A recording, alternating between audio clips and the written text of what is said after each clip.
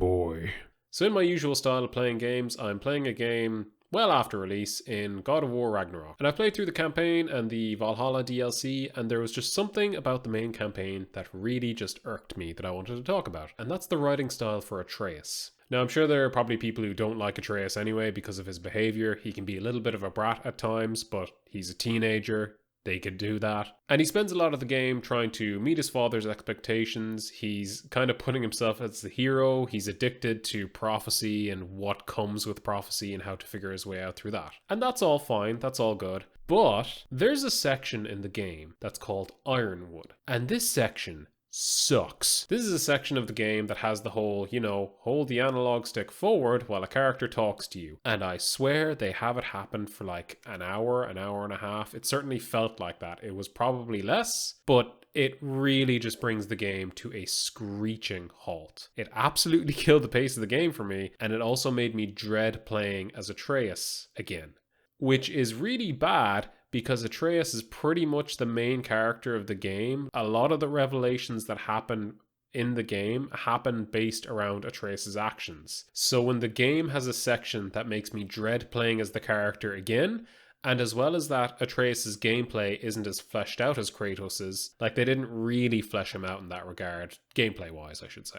So during this section of the game, you meet Angrboda, who's pretty much his love interest through the game. This whole section acts as basically like a lower dump for the Jotuns, which is cool to see, but also the section is so long and drawn out, it's kind of hard to glean any relevant information from it. And as well as that, both of these characters are teenagers, so they're a little awkward around each other, which is nice, I like that, but there's also just some really weirdly like modern dialogue thrown in there. There was a point during combat where Atreus went, "Guess I'm lucky," and Angrboda responded with, "I guess you're Loki."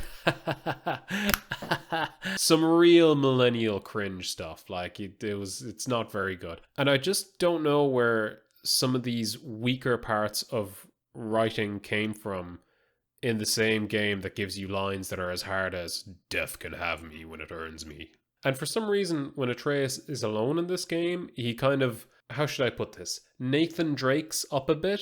What am I gonna say to Odin? Hi. I came to be your apprentice, I guess. But it doesn't mean I, serve you now. Not in a foretold by prophecy kind of way. But it kind of just took me out of the world because I felt during those lines that I wasn't playing God of War Ragnarok. I was playing something like an Uncharted or like a video game equivalent of a Marvel movie where it's like, we're gonna die, that just happened. And these writing choices seem very odd to me in the game because he's the son of the main character of the series so far. These points in the game that took me out of the world don't really make sense when, in my opinion, Atreus is the one who should be most immersed in this world. He has lived a shorter life compared to every other member of the cast of characters. Like, he's only recently explored the 9 realms in the past few years. He hasn't seen other worlds, other cultures, stuff like that. So him doing this stuff that feels very modern just feels weird. It doesn't feel like God of War. But then, conversely to that, you have points where it immersed me even more into the world, the way that Atreus operated. There's a point where Atreus goes to visit the turtle that Freya lived under from the first God of War. Well, the 2018 God of War, not the first God of War, because there's been like 16 of them. And the first one was 2005, but the first one in the Norse mythology was 2018. But you say the first one and you mean it's like the fourth one. So he goes to speak to that turtle, and it feels much more immersive that we are seeing Atreus process the conversation from the animals in the game. Wow, it's beautiful. Never seen anything like this around here before. From her home in Vanaheim? She must have really missed it.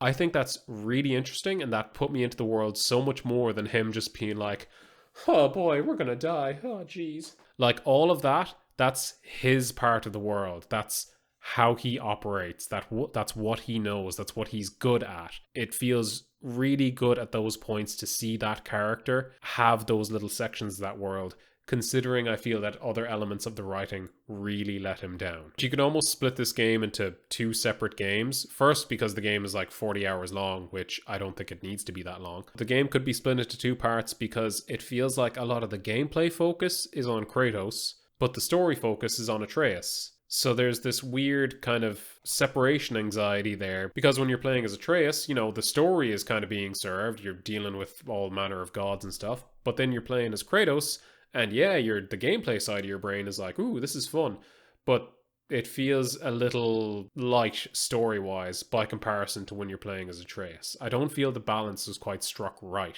And since it is, you know, a video game, Atreus is always going to feel second fiddle to Kratos because Kratos is clearly the gameplay focus, but the story happens through Atreus. Like, I can tell they really wanted to bring Atreus forward as a character in this game, and they kind of did, but it also felt very inconsistent, and the backseat of the gameplay for Atreus really killed it for a character who you can learn a lot of in this world from this character. But hey, you have to hold the analog stick while you go around collecting apples or something for like an hour straight.